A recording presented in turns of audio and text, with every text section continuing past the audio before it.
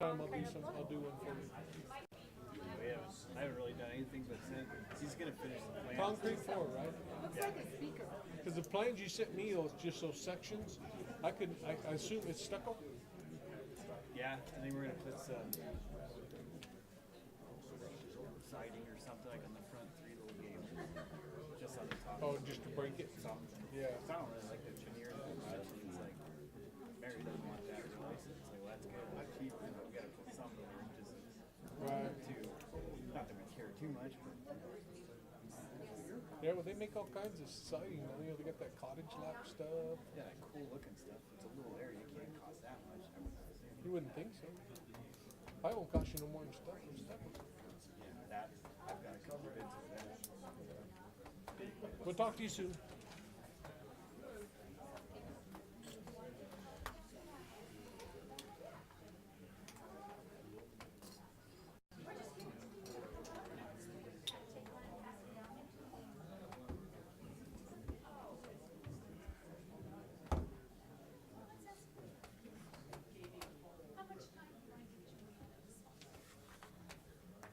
How much time is Juliana need?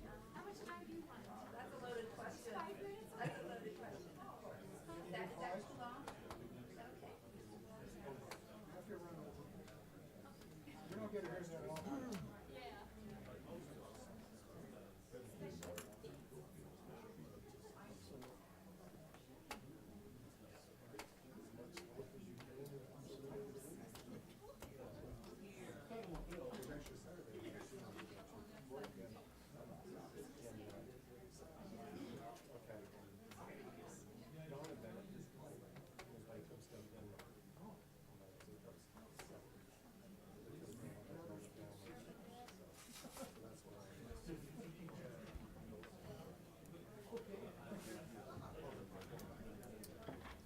Don't let me forget the bumper sticker. Oh, yes.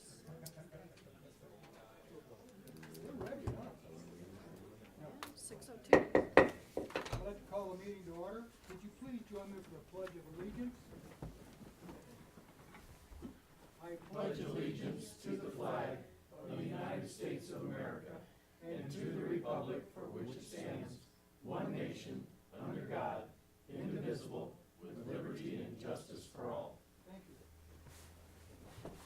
Could we have a roll call, please, Ms. Wood? You most certainly may. Councilmember Kelly. Present. Councilmember Miller. Yep. Councilmember Turner. Here. And Councilmember Lane is absent tonight. Councilmember Mendoza. Here. Vice Mayor Best. Here. And Mayor Croft. Here. The first order is introduction, presentations, and proclamations. We have a presentation by Juliana Goswick, President and CEO of a Yavapai Big Brothers Big Sisters, and a proclamation declaring November 2017 as Charitable Tax Giving Month. Would you come up, please? And yeah.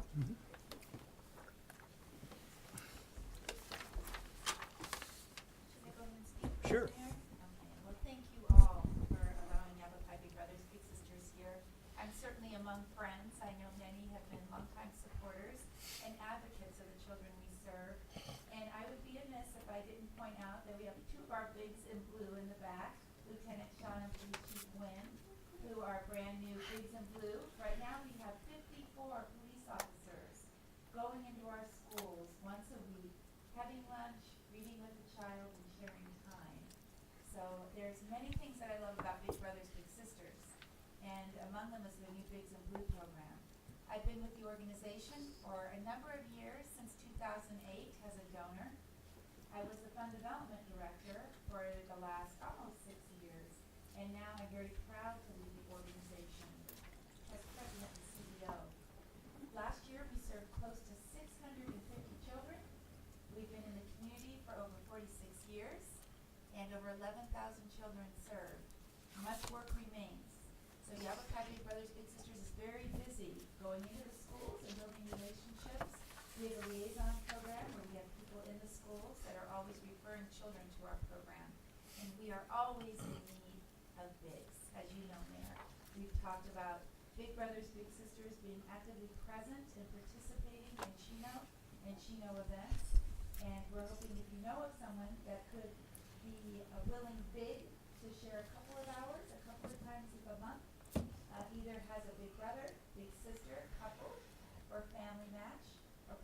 more of our bigs in blue. It would be wonderful to have you as part of our family. So this is our 4th year, Mayor, of the proclamation in all of our quad cities, and we're so proud we're bringing this practice to our friends in the Verde as well. We love being the lead in the tax credit proclamation that encourages our community to whatever speaks to your heart in community giving, that you keep your dollars local, and it empowers you as a taxpayer to make a difference in the own community that you live. So we're very proud to have this opportunity to share Tax Credit Giving Month, the month of November, and for our mayor to read the proclamation and to share with everybody the importance of keeping our tax dollars local.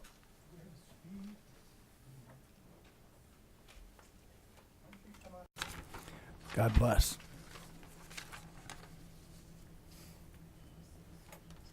Okay, anybody, anything here? I do. I attended the Arizona Rural Transportation Summit this last week, and Senator Karen Fan was also there with our State Representative Noel Campbell and our County Supervisor Craig Brown. Just like the public to know that our representatives are taking the needs of Chino Valley right to the state level, and they're doing a good job on trying to get as much funding allocated to this part of the state as they can. So it was a time well spent, quite educational, and hope to bring some of that knowledge to the town council. Good, thank you very much. Anyone else? Okay, let's go on to report by the town manager. Town manager, do you have anything? I was going to ask Scott Bruner to come up and speak a little bit about some things going on in Sure. Parks and Rec in his area. You notice I didn't walk over you this time and answer all your questions first.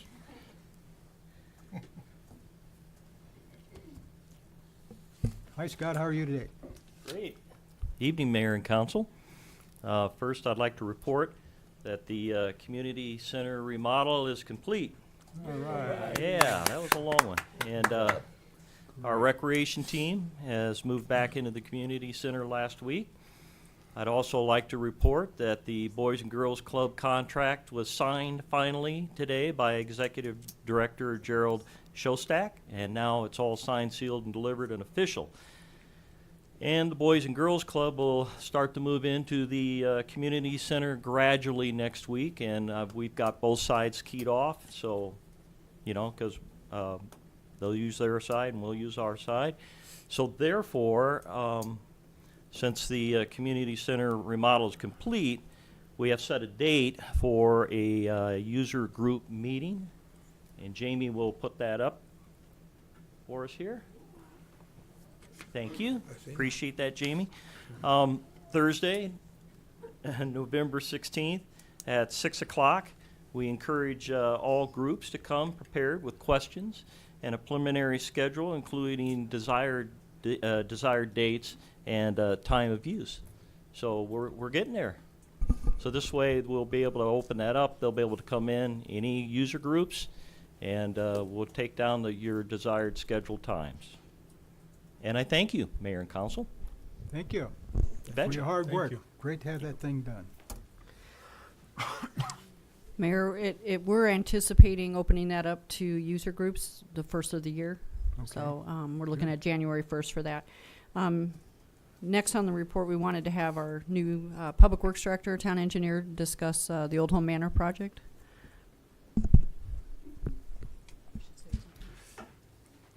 Good evening, Frank. How are you? Evening, Mayor and Council. Pretty brief report. The project at Old Home Manor is nearly complete. The official project time is November 30th, but we hope to complete. We're down to the last punch list items at this point, straightening out a few things we need to take care of. So we hope to beat that and then open it up sooner. Another thing that city forces need to do is put up some of the signs that weren't part of the project. Make sure we get the right signage up before we officially open the road. But just want to report, looks like everything's pretty much complete, and we hope to open the road in the next couple weeks. Like I said, if if folks wonder why it hadn't opened yet, it's make sure we have the proper signage and let the contractor finish their work before we turn that road loose. So we're about there. Good. All right. Yeah, I drove up there a couple of days ago, and it really looks good. So, all right, thank you. What a Thank you. difference. Thanks. Done, huh? Okay. Let's go on to consent agenda. All those items listed below are considered to be routine and may be enacted by one motion. Any council member may request to remove an item from the consent agenda to be considered and discussed separately. Move an item? Nope. Move an item? No. Okay. Do we have a motion? Oh, you want Jamie to read it Jamie, first? would you read a consent agenda? Oh, man, I thought I'd get out of it tonight. No, 6A. Not a chance. Item 6A, consideration and possible action to approve Arizona Governor's Office of Highway Safety contracts number 2018-PTS-012 and 2018-AI-001, authorizing grants to the town of, I guess it must be Chino Valley, federal 402 funds in the amounts of $23,430 and $5,855 respectively, to be used for 1, step enforcement and enforcement-related material and supplies, and 2, accident investigation-related material and supplies, and to authorize Chief Charles Wynn and Town Manager Cecilia Gritman to sign the contracts on behalf of the town of Chino Valley. Questions? Motion? I make a motion to accept consent items A. I'll second it. All in favor say aye. Aye. Opposed, nay. Motion carries. For a new Series 12 restaurant liquor license for Pizza Hut located at 3112 Marketplace Drive in Chino Valley. The second part is consideration and possible action to recommend approval for a new Series 12 liquor license for Pizza Hut. So the first thing we're going to do, I need a motion to go into public. I make a motion to hold a public hearing. All in favor say aye. Aye. Who seconded? Second. Second. All Lon right. seconded. 1 second. All right. Is there anybody out in the audience that has any questions about the liquor license for Pizza Hut? Anybody on the council? Nope. Do I have a motion? I make a motion to close the public hearing. Second. All in favor say aye. Aye. Public hearing is closed. Let's go on with the next motion. I'll make a motion to recommend approval for the new Series 12 liquor license for Pizza Hut. Second. I'll second it. All in favor say aye. Aye. Opposed, nay. Motion carries. Consideration and possible action to approve financial report for 3 months ending September 30th, 12/17. I hear you have 12 slides. Is that true?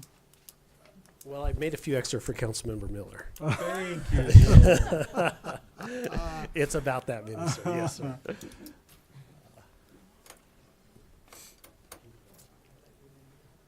Oh, they lost them, sorry. They'll find them for you, Jack. They're lost in the computer. Just enough that you don't quite fall totally asleep for the through the presentation. Well, Mayor and Council, I just wanted to give you just a brief update to our first quarter of the fiscal year, and just where we are at. Let me see if I can get this to work. But I wanted to start with where we ended up the fiscal year after we did our final audit. As you know, when we go through the budget process, there's a lot of estimates. We project forward. We start the budget in February. They update all the way through March and April, but at a certain point we cut off. And we have a couple months worth of activity that, we're just doing our best estimate on. So I pulled up our government funds here, and if you look at I have our total funds, which is for the full town. If you look down at the fund balance June 30, 17, we had estimated that our total fund balance would be, at the end of the fiscal year, was going to be $19,664,000.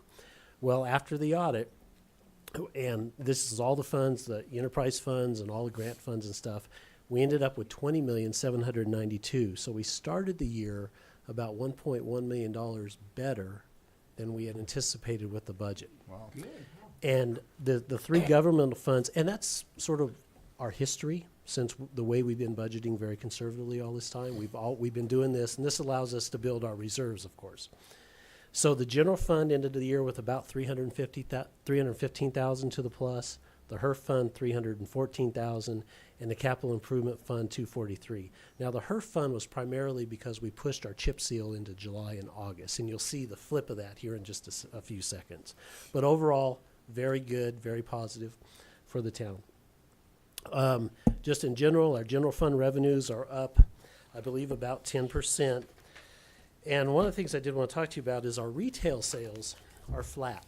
We're just not seeing any growth. Now, we projected about a 2 or 3% increase for this budget year, but they've been flat, and they've been flat for a few months now. So, and these are our ongoing revenues. This is what we live and die for. But that's being offset by our construction revenues that are up 69%. Now, we really can't budget to use construction revenues to do our daily operations, but we're seeing a huge influx of these construction dollars, not just here, but in a few minutes I'll show you where else. And so we're going to have a dilemma, or I'm going to bring it, through the finance committee to the council on how we should use this sort of extra money that we're receiving now to do things. So, and basically here's our total sales tax collections by year. And the red column is, or the red bar is really what our sales tax has been since 14 through 17. 17's actual numbers of $5,079,000. We budgeted $5,140,000. I'm hoping that we get to that $5,140,000. We're going to be pretty close. We're only down about 1% now, so we're really just flat. But we only budgeted $447,000 for construction sales tax, and that's the purple bar down at the bottom. That's what construction sales tax generates for us. If we keep up at this rate, that number is going to be $775,000.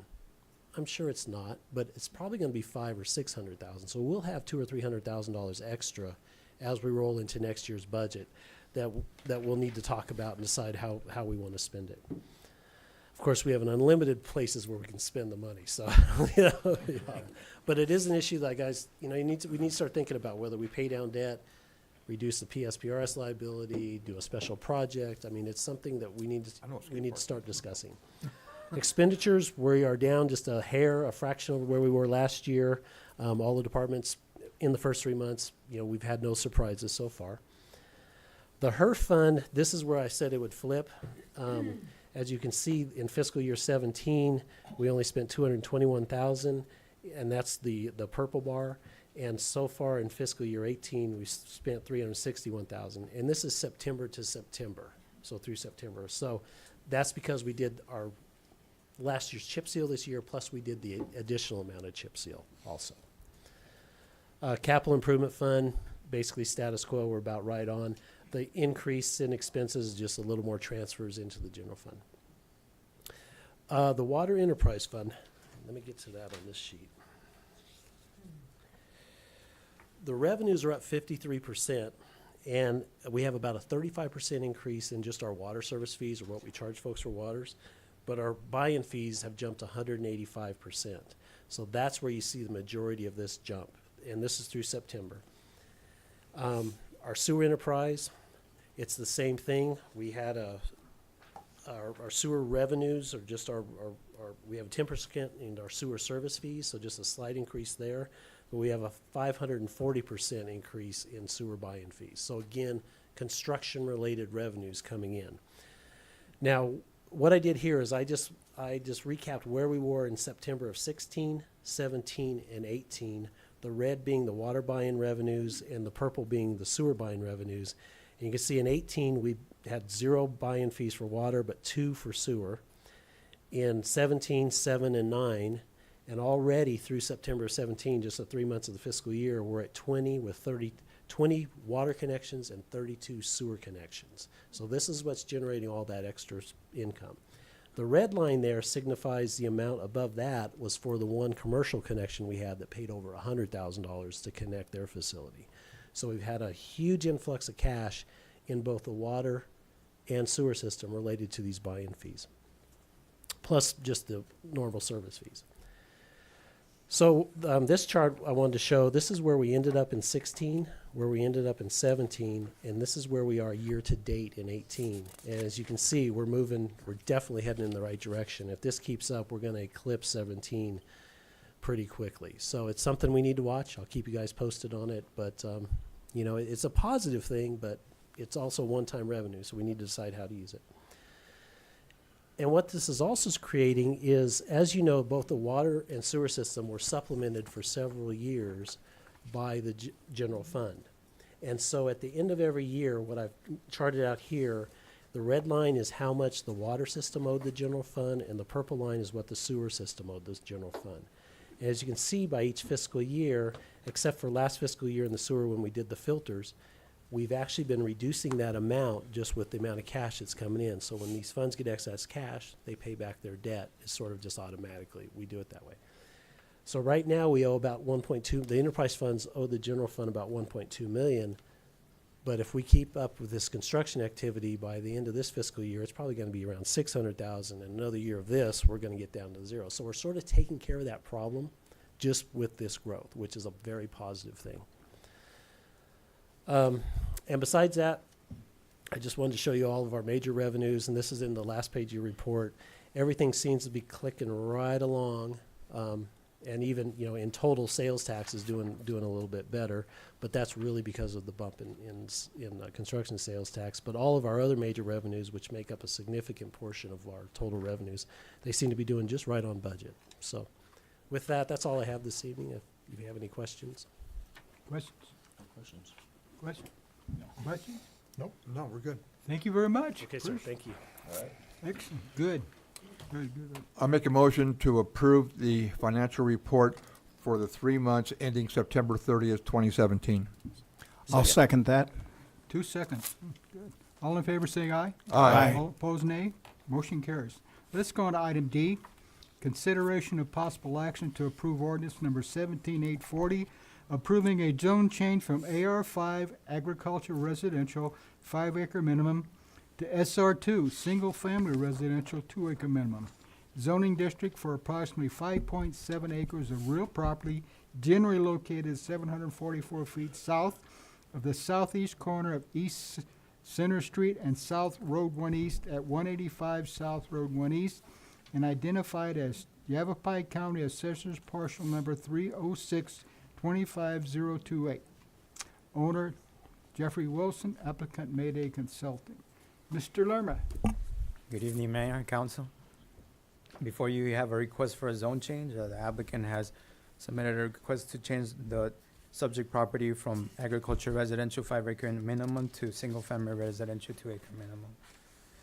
The property is located approximately 444 feet south of the southeast corner of East Center Street and South Road 1 East at 185 South Road 1 East.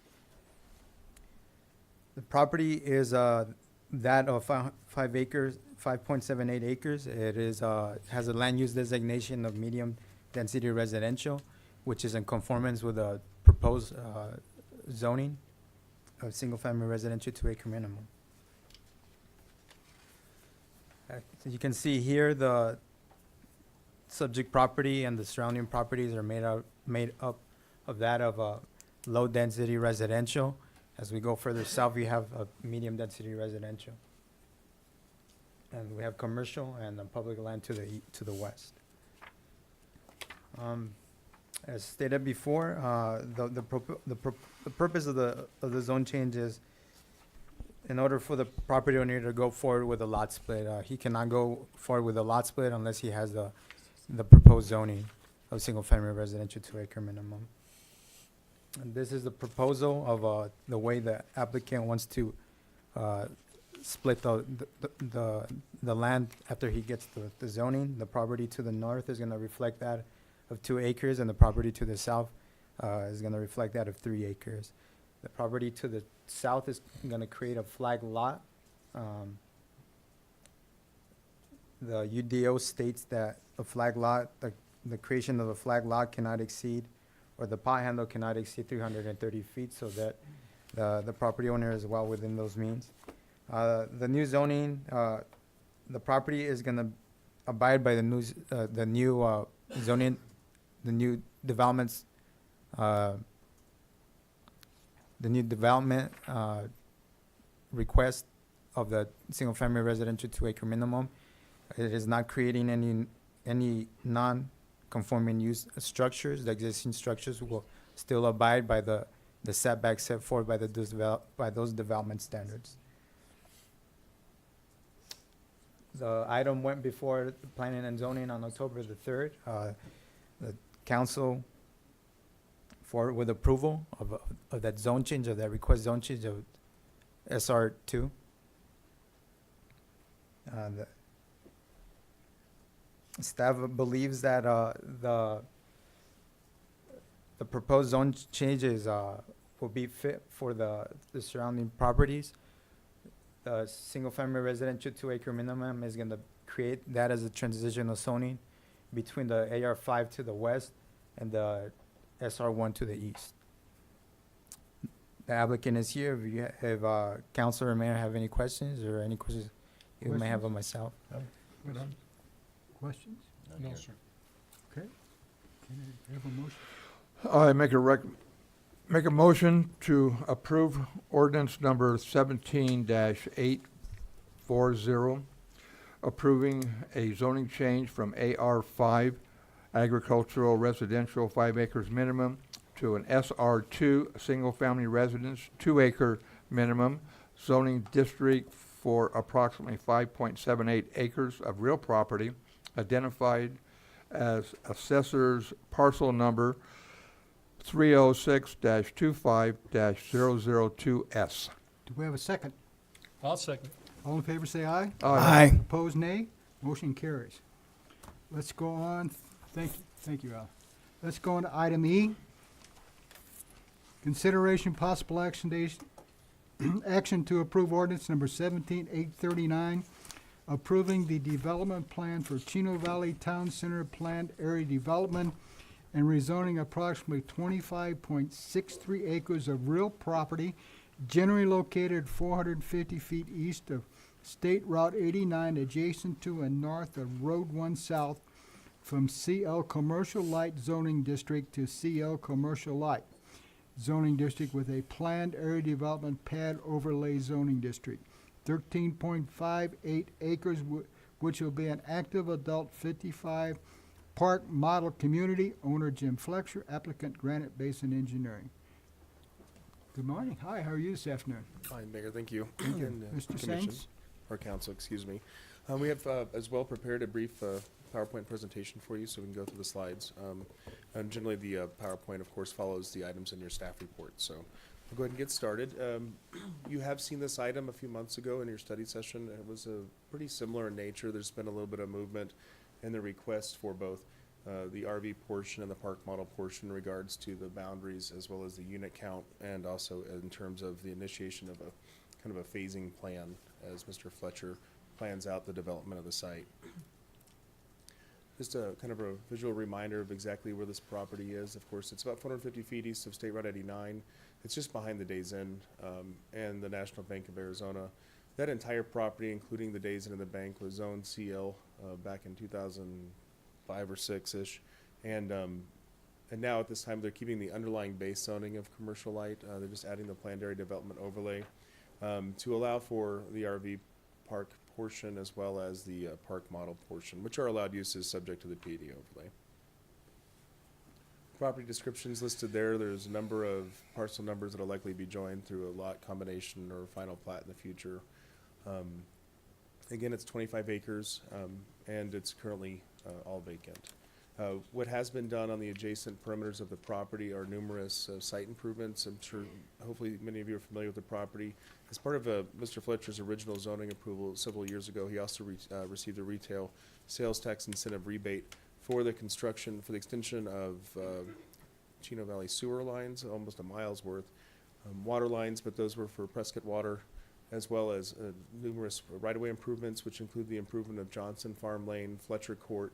And then separately, he was required to improve his frontage along State Route 89 with the third lane and the turn lanes and the signalization there at East Road 1 South. This just shows the basic zoning in and around the property. Again, the underlying zoning is not changing from CL, so there's really no change materially in context of the uses, but we do have low-density residential to the east and the north primarily.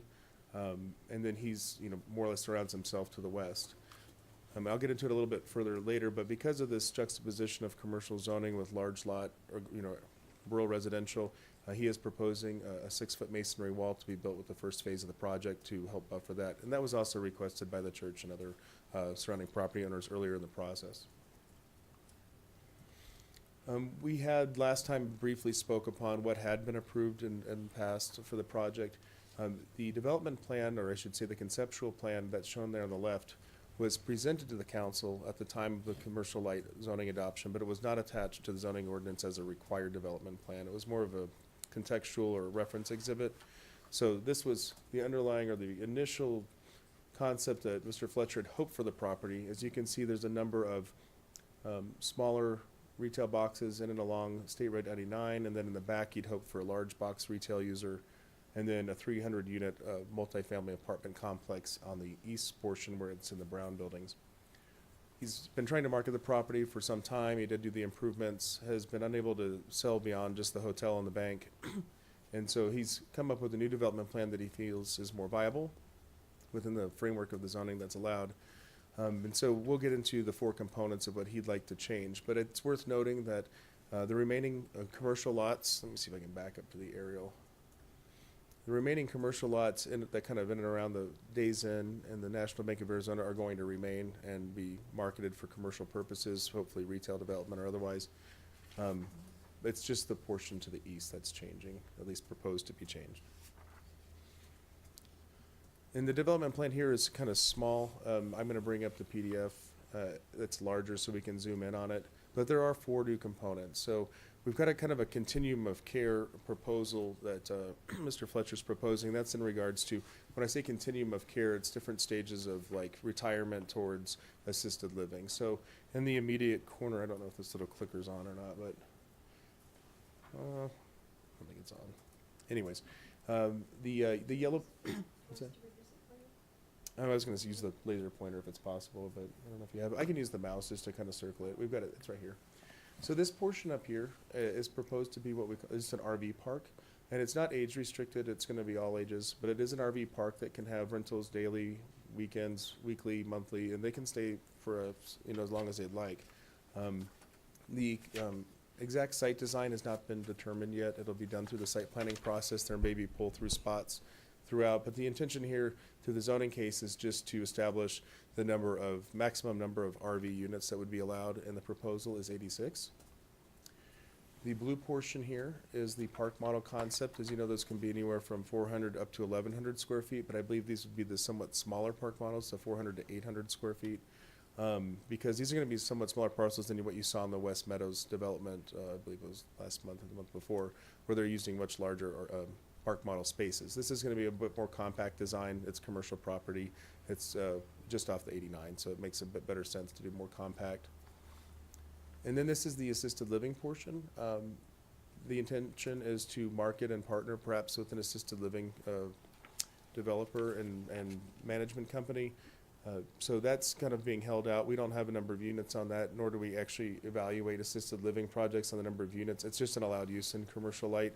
The number of units could vary widely depending on what type of living concept they propose, if it's multifamily style or condominiums or what have you, but that's intended to be there. So what you've got here is you've got kind of a more all-ages RV park, this age-controlled 55-plus active adult here, and then assisted living here. So the idea being if people did live in here and someone became ill or needed to move on into assisted living with more care, they could stay within the context of their neighborhood and maybe still live next to whoever they lived with before. And this is something we're starting to see, and I've seen throughout the valley, is developing not just age-restricted communities, but age-restricted communities with other levels of care in and around them, so that they're not segregated and you have somebody 20 minutes away at perhaps a nursing home or something. And this is the community park right here. So they're going to have a clubhouse and a pool and various ball courts. And these items are also going to be phased. Where you see the red hatch lines, these are going to be phase 1 improvements, which will include the perimeter wall and then abutting landscaping by phase. This will be a later phase. As these lease up, their intention is to continue growing the project to the east. We did ask them to develop a project information sheet. It's on the development plan. It's a little hard to read. I'll pull it up in a moment for reference, but this kind of highlights all of the development standards, the acreage per land use type in regards to RV park, active adults, etc. what the perimeter setbacks are. They are providing a nearly 50 to 70 foot perimeter setback, which will be landscaping inside the wall. So you won't have these uses right up to the property line. There'll be a significant buffer. And then they've got some phasing information so that we can kind of lock that in. We wanted to know particularly what phase one would include. We didn't want the wall to come in later. We want the wall in first so that protects the adjacent residents. Again, the leasing model for the park models will be that Mr. Fletcher will retain ownership of the property. He'll be both the developer and more or less manager. Continue to own those spaces. Those will be rented out. But the park models in general will be sold or purchased by the renters, and then they'll just pay for their rental spots. The water supply to the property is coming from Prescott Water. There's an 18-inch line in SR 89 that he's going to tap into, or I believe actually already tapped into, and it's going to extend water lines into the development. And then Town of Chino Valley Sewer is already on site, and they'll just hook up to that existing line.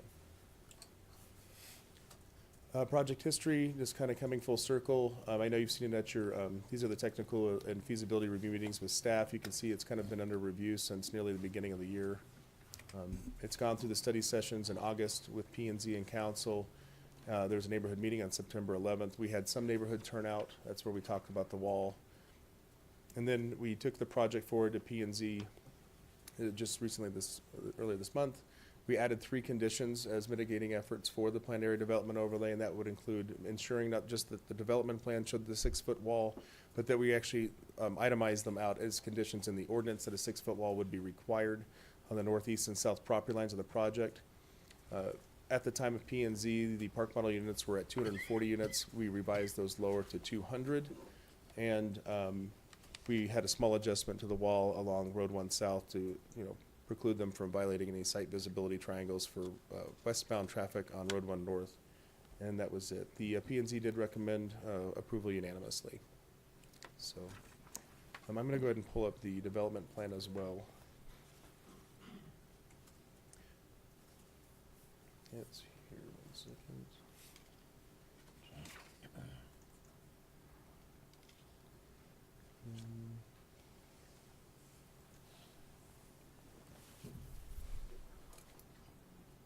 Right here, or would I do it?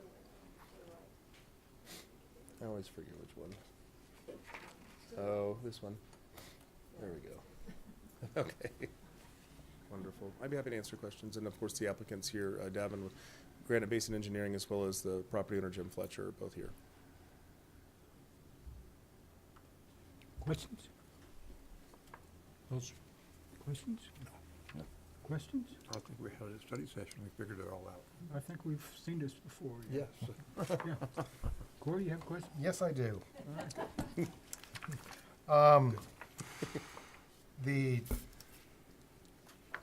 Being that Prescott is supplying the water and we're supplying the sewer, we actually get the recharge credits for this then, is that correct?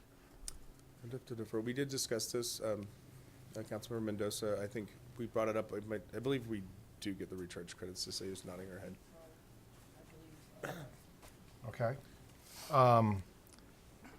The other part, and whether this is for you or possibly our finance director, Joe, tax rates. Do you know what we get percentage-wise off of an RV park? Because there is Right. sales tax or some sort of tax associated with the RV park, is that correct? That's correct. And Mayor Kraft, Councilmember Mendoza, that's correct. We had discussed briefly through study session and through P&Z the concept of, are we foregoing potential retail sales tax dollars by letting a big portion of development go into what's more or less a residential component. But due to its rental nature, there are varying rental tax rates for the RV park portion as well as the park model portion. I think they vary based on longevity of stay. Stays over 30 days, I think, are taxed at a different rate. I think Joe probably knows the 2 rate differences and could tell you exactly, but.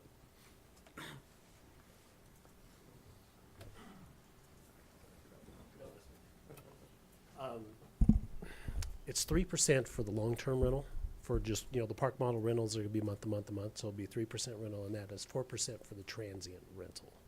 So the RV guys just coming in for a couple days and stuff. So, and I Okay. believe the cutoff is 30 days. So whether they're staying part-time in the RV park, they're paying a higher rate Right. or the park model aspect as it's outlined, they will still be paying a monthly tax Sales tax, yes. as well. Yes. So this is a direct positive cash flow to the town? Is that Both for sales tax and for sewer usage fees. And Okay. for sewer buy-in fees. great? Thank you. That's all I have. Well, if I have no questions, I'm gonna ask for a motion.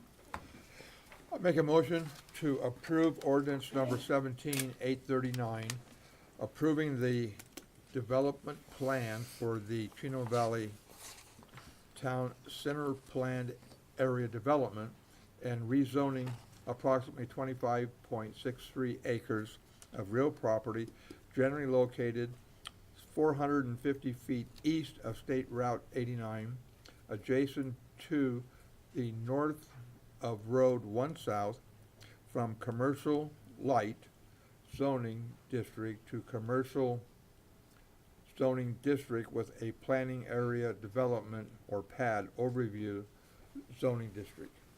Do we have a second? Second? Second. All in favor, say aye. Aye. Opposed, nay. Motion carries. Thank you.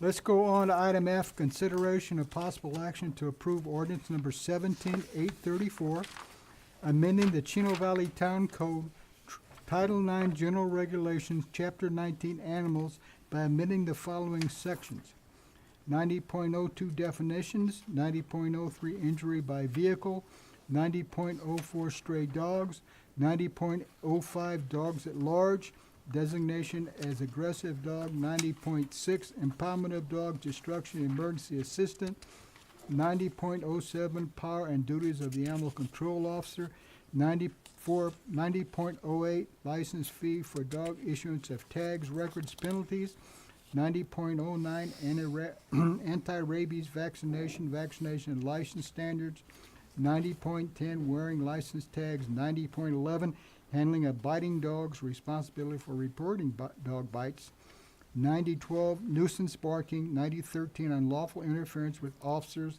9014 keeping of aggressive dogs, 9015 adequate exercise for space for dogs, 90.99 violation penalty, and by 2 adopting new sections 90.16 animal cruelty, all is set forth in that document entitled the Town of Chino Valley Animal Regulation Amendment dated October 24, 2017, which document is adopted and incorporated into ordinance number 17-834 by reference. Good afternoon. Good evening, Lieutenant. Mr. Mayor How and are you? Council. Hopefully that's the longest part of this discussion after the numerous meetings we've had over the last several years and even over the last month and a half. So we had a study session last week, and we're here to answer any questions if you had any additional ones. So. We did get some comments from the public. We also got some emails, and I think all the council members had an opportunity to look at those. Do we have any questions? Questions on this side? I'll have one. It's just in reference to, I think some of the emails we got and some of the things were of good nature. But because we've spent so much time on this, we can write an amendment to this, right? And because we did this in 2011. The council can adopt and pass anything they choose. That's the power and authority you guys have. So I understand absolutely, that. anytime you But guys wanted to make a change. If this is not working out, Whoopee, I didn't know Absolutely. that. If it's not working, I guarantee we will be the first ones here to bring up to you the issues we're having with it, which is what started this process. This time was because of the issues we were having with the current ordinance. okay, because if there's problems, we need to know about them, and we'd like to go ahead and get them resolved instead of Absolutely. waiting 6 years. Yes. Okay. Any questions on this side? No, sir. I'd like to thank everybody that was involved in putting this document together, both on staff and the citizens that actually came and talked to us about it. And I'm going to ask for a motion. I make a motion to approve ordinance number 17-834, amending the Chino Valley Town Code, Title 9 General Regulations, Chapter 90 Animals, as set forth in the Town of Chino Valley Animal Regulation Amendment dated October 24th, 2017, which is adopted by reference. Is there a second? I'll second it. All motion. All say aye. Aye. Opposed, nay? All, it's carried. All in favor. Let's go on to G, consideration, I lost my teeth. Consideration of possible action to appoint candidates to the Board of Adjustment, Municipal Court Corporation, and Individual Development Authority. Ms. Lewis.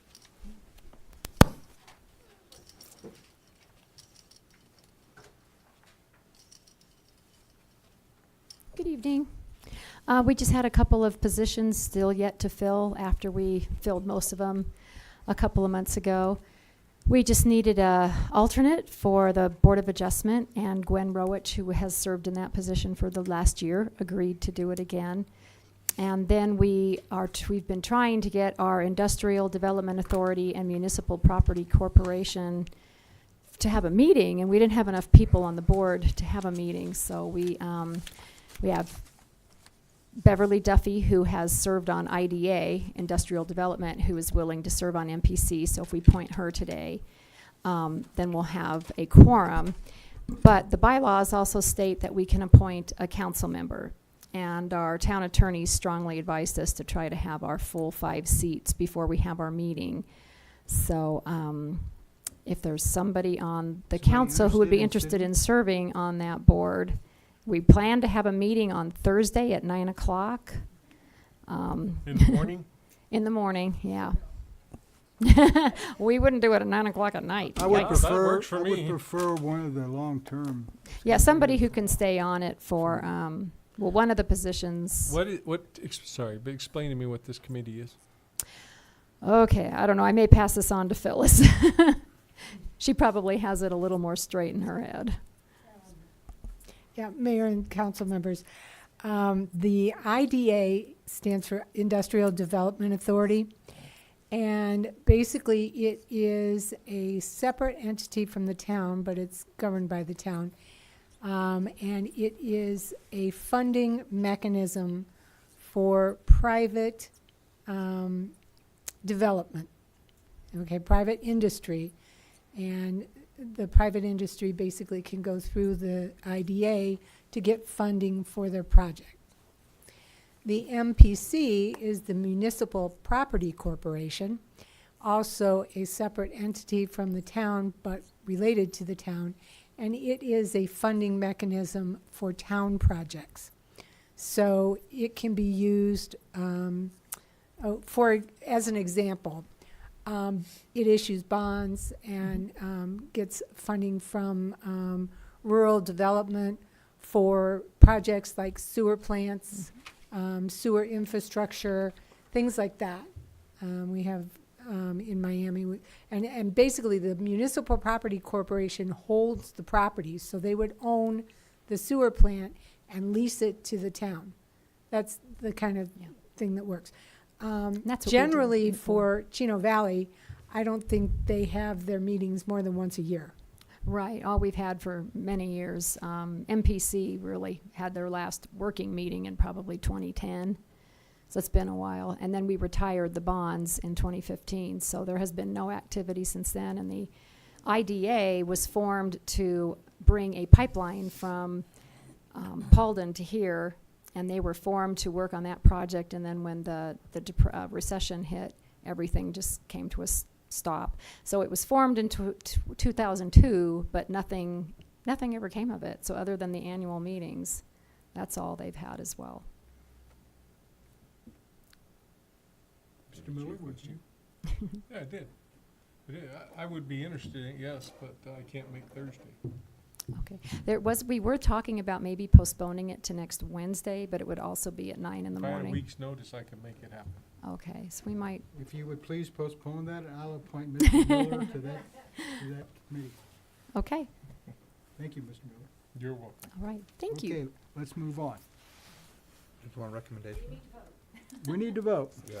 Okay, let's do I it. make a recommendation to reappoint Gwen Rowich to, as alternate to the Board of Adjustments for a term of 1 year starting 1 August 2017. 2, to appoint Beverly Duffy to the Municipal Property Corporation for a 3-year term starting July 1, 2017. Appoint Councilman Jack Miller to the Municipal Property Corporation to complete a 3-year term starting July 1, 2015. I'm done. Second. All in favor, say aye. Aye. Opposed, nay. Motion carries. Okay.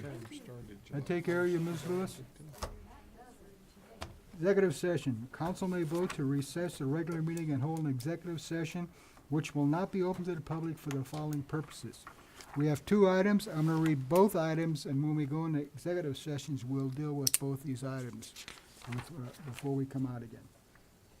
Item A, an executive session pursuant to ARS 38-431-03A4 for discussion or consultation with the town attorney in order to consider its position and instruct the town attorney regarding the town's position regarding a contract concessionaire management agreement with Prescott Sportsman Club relating to the management of the Chino Valley Shooting Facility that is the subject of negotiations.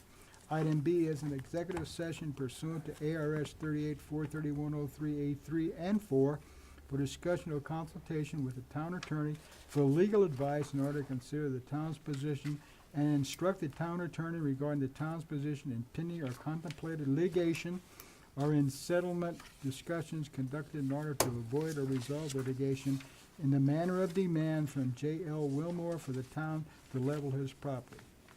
Any questions? Do we have a motion? I make a motion to go to executive session. I'll And second. with You the need a 10 with- 10-minute With the break. 10-minute break. With a 10-minute break. Is there a second? Second. All in favor, aye? Aye. We are on a break. Thank you, everyone.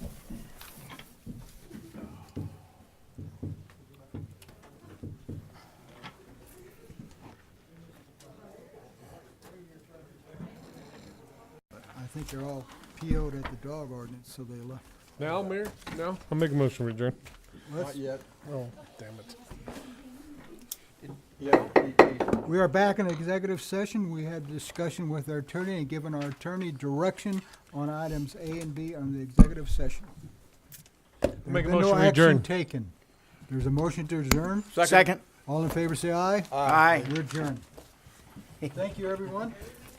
It's been I was, one of these times I would just love to have no second. And just see what you do. for adjournment. I'll second.